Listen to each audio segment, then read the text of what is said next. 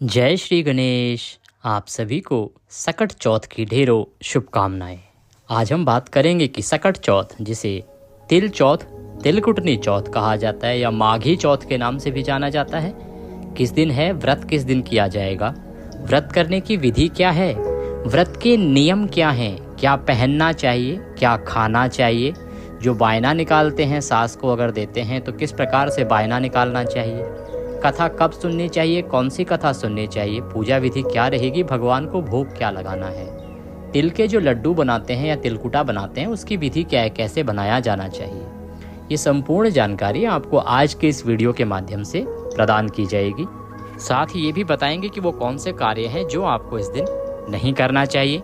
यदि आप वो कार्य करते हैं तो अवश्य ही आपका व्रत खंडित होता है और आपको पाप का भागी बनाता है। तो क्या सावधानी आपको रखनी है, इन सभी जानकारियों को आप सुनेंगे देवभूमि ज्योतिष संस्थान के इस यूट्यूब चैनल जिसका नाम है देवभूमि धार्मिक। जानकारी आरंभ करें उससे पहले निवेदन है कि अपने व्रत की सफलता के लिए और संतान की लंबी आयु के लिए कृपया कमेंट बॉक्स में अवश्य लिखें जय श्री गणेश या ओम गंगणपतये नमः। विज्ञान भी ये कहता है कि जब भगवान गणेश का मंत्र बोला जाता है या लिखा जाता है तो उससे एक ऊर्जा उत्पन्न होती है, एनर्जी, और वो ऊर्जा आपके जीवन में सकारात्मक परिवर्तन लाती है, नेगेटिव एनर्जी को दूर करती है, जीवन को खुशहाल बनाती है। इसीलिए अवश्य ही ओम गंगणपतये नमः लिखना चाहिए। आइए अब बात करते हैं आने वाली चतुर्थी सकट चौथ की। देखिए, सकट चौथ जो है ना वो माघ मास की कृष्ण पक्ष की चतुर्थी तिथि होती है और इसे माघी चौथ भी कहा जाता है क्योंकि ये माघ की चौथ होती है और बड़ी चौथ होती है। 4 बड़ी चौथ है, उनमें से एक चतुर्थी है जिसको माघी चौथ, सकट चौथ या तिल चौथ के नाम से जाना जाता है। इसका जो फल है या इसका जो लाभ है वो बहुत अधिक है और इस व्रत की महिमा उतनी ही अधिक है जितनी कि करवा चौथ की महिमा है। भगवान गणेश आपकी सभी मनोकामनाओं को पूरा करने वाले हैं। जैसे करवा चौथ पर पति की लंबी आयु के लिए व्रत किया जाता है, वैसे ही सकट चौथ पर संतान की प्राप्ति के लिए या संतान की लंबी आयु और उसकी सफलता के लिए व्रत किया जाता है। यदि किसी के संतान नहीं होती है तो वो संतान की प्राप्ति के लिए भगवान गणेश का यह सकट चौथ व्रत करें, बहुत फल प्राप्त होता है और उसको संतान प्राप्ति में सहायता मिलती है। आपकी संतान दीर्घायु हो तथा अच्छा स्वास्थ्य रहे उसके लिए भी इसी व्रत को किया जाता है। व्रत करने वाली सभी माताएं बहनों को सूर्योदय से पहले उठना चाहिए। उठने के बाद स्नान आदि करके सबसे पहले व्रत का संकल्प करेंगे और उसके बाद भगवान गणेश की पूजा करेंगे। पूजन की विधि की चर्चा करते हैं। पूजन के बाद कथा सुनी जाती है। तो पहले बात करते हैं पूजन की और संकल्प की, फिर बताएंगे नियमों को कि नियम क्या हैं। एक नियम जो ध्यान रखना है, एक दिन पहले ही कि बाल आपने एक दिन पहले ही धो लेने हैं। जो भी माताएं बहनें हैं उनको सर धोना है तो वो एक दिन पहले ही धो लें। दूसरा, ब्रह्मचर्य का जो नियम है वो भी एक रात्रि पूर्व ही आरंभ हो जाता है। जिस दिन व्रत है उससे पूर्व रात्रि को ही ब्रह्मचर्य का नियम आरंभ हो जाता है। ब्रह्मचर्य का आपको पालन करना चाहिए। एक और बड़ा सवाल अभी आरंभ में ही ले लेते हैं, वो ये कि बहुत सी माताएं बहनें ऐसा सवाल करती हैं कि क्या पीरियड्स के दिनों में व्रत किया जा सकता है। जी बिल्कुल, व्रत किया जा सकता है। व्रत करने में कोई दोष नहीं है। पूजा में आप जो पूजा सामग्री है ना उसको हाथ नहीं लगा सकते, पूजा नहीं कर सकते। तो पूजन आप किसी अपने पारिवारिक जन के माध्यम से करवा सकते हैं। आपके परिवार में कोई अन्य महिला है तो उसके द्वारा आप पूजन कर सकते हैं भगवान गणेश का, या आपके परिवार में कोई भी और अन्य सदस्य है उनके माध्यम से भी आप भगवान गणेश का पूजन करें, सामग्री अर्पित करें। व्रत करने में कभी कोई दोष नहीं होता है। व्रत आप कर सकते हैं यदि आपका स्वास्थ्य साथ देता है और आप व्रत करने में सक्षम है तो अवश्य कीजिएगा। अब बात कर लेते हैं पूजन की। तो सबसे पहले संकल्प करना है, जो आपका पूजा स्थल है ना वहाँ पर आसन लगा के बैठ जाएं। भगवान गणेश की एक प्रतिमा या तस्वीर लीजिए, उसको पहले स्थापित करेंगे। कोई चौकी है तो उस पर रखेंगे, चौकी नहीं है तो आप पृथ्वी पर रखकर भी पूजन आरंभ कर सकते हैं, पूजन कर सकते हैं। रखना कैसे है, देखिए, सबसे पहले जिस स्थान पर आपको भगवान की तस्वीर रखनी है ना उस स्थान का शुद्धिकरण कीजिए। शुद्धिकरण के लिए एक लोटे में जल लीजिए, जल में थोड़ा सा गंगा जल मिला लीजिए और उस जल से उस स्थान पर छींटे दीजिए। वो छींटे जब आप देंगे उस जल से तो उस स्थान का पवित्रीकरण हो जाएगा। अब भगवान को आपको आसन देना है। आसन के रूप में वहाँ पर पुष्प रख दीजिए, फूल बिखरा दीजिए और उन फूलों के ऊपर आप भगवान की तस्वीर को या प्रतिमा को रख दीजिए, स्थापित कर दीजिए। ये होता है भगवान के स्थान का पवित्रीकरण। और फिर आपने आसन देके भगवान को विराजमान किया। अब सबसे पहले आपको व्रत का संकल्प करना है और संकल्प के बाद आपको पूजन करना है। संकल्प कैसे करेंगे? अपने सीधे हाथ में जल लीजिए, दक्षिणा के रूप में 1 रुपये का सिक्का कम से कम रखिए, अधिक जो भी आप रखना चाहें वो रख सकते हैं। 3 बार बोलिए ओम श्री विष्णु ओम श्री विष्णु ओम श्री विष्णु। अमुक नामनः अमुक गोत्र समुत्पन्नाय, अपना नाम बोलिए, जो आपका सरनेम है, गोत्र है, वह बोलिए। जिस स्थान पर बैठकर आप संकल्प कर रहे हैं ना, वहाँ का मकान नंबर, क्षेत्र का नाम, शहर का नाम। माघ मासे कृष्ण पक्षे चतुर्थायाम पुण्यतिथयो संतान सुख प्राप्त्यार्थाय संतान व्रत पूजनम संकल्पम संकरिष्ये। हे गणेश जी महाराज, संतान की प्राप्ति के लिए, अगर आप संतान की प्राप्ति के लिए कर रहे हैं तो, या फिर संतान की दीर्घायु के लिए और उनके अच्छे स्वास्थ्य तथा उनको कामयाब बनाने के उद्देश्य से हम यह आज सकट चौथ का व्रत कर रहे हैं। हम इस व्रत को सफलतापूर्वक कर पाएँ, इतनी शक्ति दीजिए और इसे ग्रहण कीजिए और वह संकल्प भगवान के चरणों में अर्पित कर दीजिए। ये संकल्प की बड़ी महिमा है। जब आप संकल्पित होकर कोई व्रत, पूजन, दान करते हैं ना, तभी वो दान, पुण्य और व्रत पूजन आपके निमित्त लगता है। इसीलिए आपने देखा होगा, सदा कोई भी धार्मिक कार्य किया जाता है, यदि विधान की बात करें तो विधान यही कहता है कि संकल्प करें और उसके बाद उसको करें। तो ये सामान्य विधि हमने आपको बताई है संकल्प की, जिससे कि साधारण से साधारण मनुष्य भी संकल्प कर सकता है। इस विधि से आप संकल्प कीजिए, संकल्प भगवान के चरणों में अर्पित कर दीजिए। ये दक्षिणा जो भी है उसको आप किसी मंदिर में दान पेटी में डाल दीजिएगा। अगर आप हमें भेजना चाहते हैं ब्राह्मण के निमित्त तो हमारी जानकारी दी गई है डिस्क्रिप्शन बॉक्स में, इसे आप हमें भी किसी माध्यम से भेज सकते हैं। अब पूजन आरंभ करेंगे। पूजन के लिए जो सामग्री है, सूक्ष्म सामग्री चाहिए। रौली, मौली, धूप, दीप, फूल माला, खुले फूल और भोग लगाने के लिए मिठाई। भोग लगाने के लिए आपको तिल से बनी हुई मिठाई रखनी चाहिए। तिलकुटा आप रखें सबसे उत्तम है, या गुड़ तिल का जो लड्डू बनता है उसको रखें तो बहुत उत्तम रहेगा। आइए पूजन आरंभ करते हैं। सबसे पहले भगवान को पाद्य अर्घ आचमनी कराएंगे। इसके लिए जो जल है ना लोटे में, जिसमें गंगा जल मिला के रखा है, उस जल से 3 बार भगवान को छींटे दीजिए। उसके बाद प्रभु को तिलक लगाइए। तिलक लगा के अक्षत लगाइए। अक्षत लगा के पुष्प अर्पित कीजिए। फूलों की माला आपके पास है अगर तो माला पहनाइए। धूप दिखाइए और फिर दीप जलाइए। घी का दिया जलाइए, गोलबाती वाला दीप दिखाइए। ये जो दीपक है ना, इसको उठाना नहीं है। ये साक्षी हैं, अग्नि साक्षी हैं और साक्षी देव हैं जो प्रत्यक्ष वहाँ पर साक्षी रहते हैं हमारी पूजा के लिए। इसीलिए आपने ये दीपक उठाना नहीं होता है। जब आप आरती करेंगे तो उस आरती के लिए आप दूसरा दीपक प्रयोग में लाएंगे, उसको कपूर से जला लीजिएगा और उससे आरती कीजिएगा।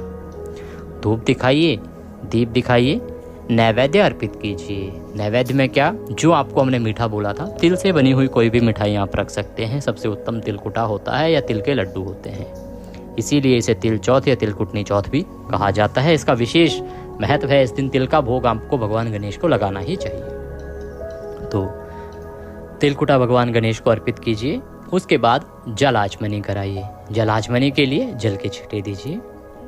भगवान को नमस्कार कीजिए। ओम गंगणपतये नमः, इस मंत्र का 108 बार जप कीजिए। और आपको अब कथा सुननी है।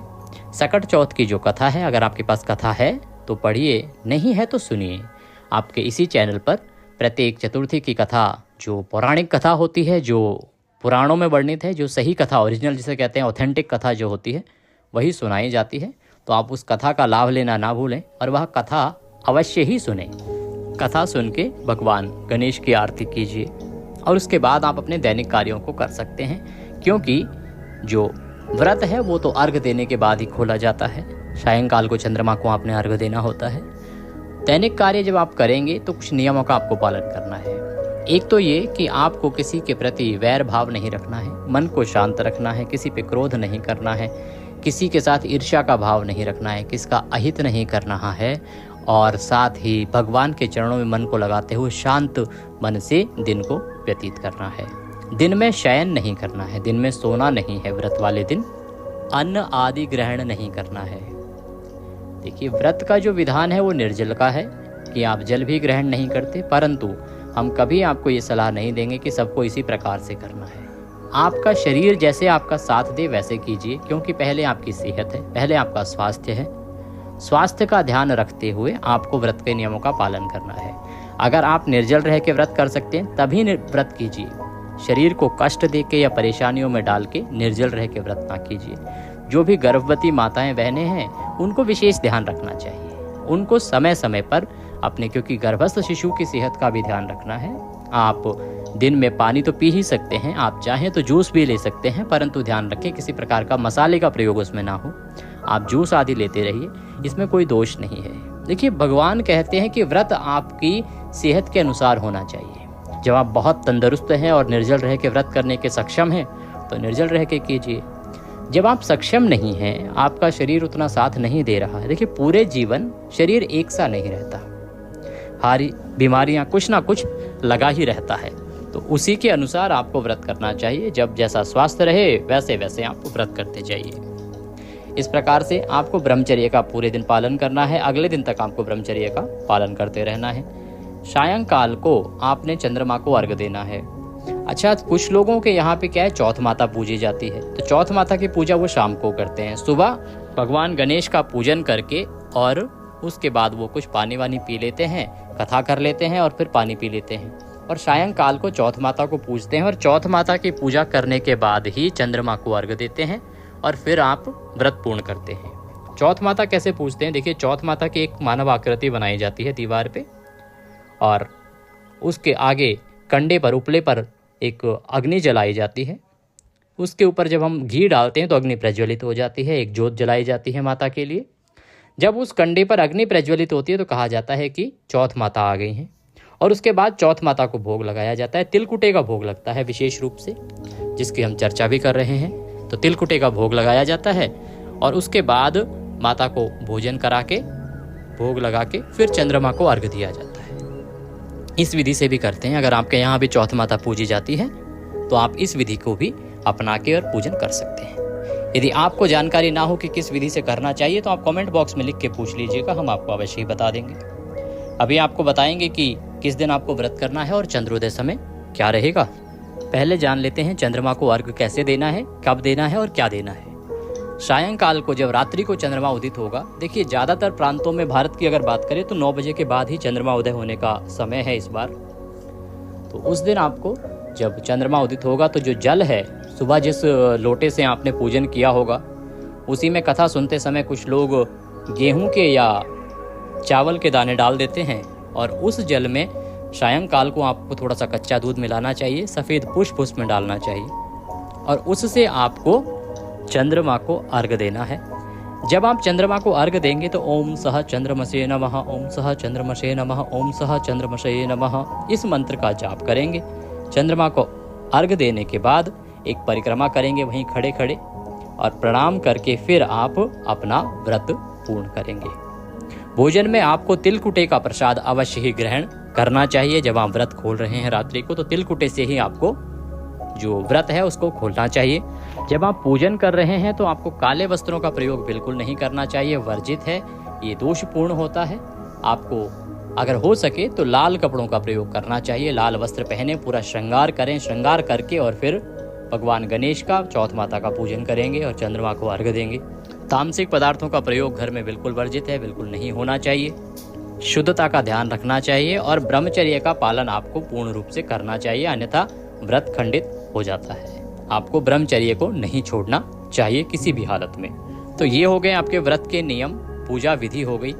सूक्ष्म जानकारी पारण के बारे में, यदि आप पारण करना चाहते हैं तो 14 महिलाओं को श्रृंगार की वस्तुएं आपने इस दिन देनी होती हैं। तो जब आप पूजन करेंगे ना तो वो 14 जगह पे जो श्रृंगार की वस्तुएं होंगी उनको रखिएगा और अपने हाथ में जल लेके उनके चारों तरफ घुमा के वो जल छोड़ दीजिएगा। इसको वारना कहते हैं, हाथ फेरना कहते हैं। और उसके बाद एक एक महिला को वो एक एक वस्तु दे दीजिएगा, जो भी आप देना चाहें। कुछ लोग साड़ियाँ देते हैं, कुछ लोग पूरे श्रृंगार की 14 वस्तुएं 14 जगह देते हैं। जो भी आप देना चाहें वह अपने सामर्थ्य के अनुसार दीजिएगा। उसके साथ भोजन स्वरूप कुछ अवश्य ही रखिएगा, किसी हलवाई से कुछ बनवा लीजिएगा या मिठाई के लड्डू ले लीजिएगा। आप 14 जगह लड्डू, 4-4 लड्डू के डब्बे बनवा लीजिए। तो श्रृंगार की सामग्री के साथ एक एक डब्बा रख के, दक्षिणा रख के, और वह 14 सुहागन महिलाओं को देना होता है। ये होती है उज्मन की विधि जो आप उद्यापन करते हैं। यदि ये थी जानकारी पूजन कैसे करना है, व्रत कैसे करना है, नियम क्या है और क्या गलतियां आपको भूल के भी नहीं करनी है। अब बात करेंगे कि सकट चौथ का व्रत कब किया जाएगा और चंद्रमा का उदय समय क्या है। तो जो चतुर्थी तिथि है माघ मास की, वो आरंभ हो रही है 17 जनवरी को सुबह 4:06 पर और इसका समापन होगा 18 जनवरी को सुबह 5:30 पर। ऐसे में 17 जनवरी को सूर्य के मुख से चतुर्थी रहेगी और चंद्रमा भी चतुर्थी तिथि में ही उदय होगा। तो व्रत किया जाएगा 17 जनवरी 2025 को। 17 जनवरी को हम व्रत करेंगे। चंद्रमा को अर्घ देना है, समय रहेगा रात्रि को 9:12। बाकी चंद्रोदय सभी प्रांतों में अलग अलग समय पर होता है, तो आपके शहर का चंद्रोदय समय अगर आपको जानना हो तो आप कमेंट बॉक्स में लिख के पूछ सकते हैं, हम अवश्य ही आपको अवगत कराएंगे। ये थी जानकारी सकट चौथ के बारे में। आप विधि विधान से व्रत कीजिएगा, भगवान गणेश आपकी सभी इच्छाएं पूरी करेंगे, आपकी संतान की कामना भी पूरी होगी और संतान की आयु भी लंबी रहेगी। वीडियो अच्छा लगे तो उसे लाइक अवश्य कीजिए, कमेंट बॉक्स में लिखिए जय श्री गणेश या ओम गंगणपतये नमः। भगवान गणेश सब पर कृपा करें। जय श्री गणेश।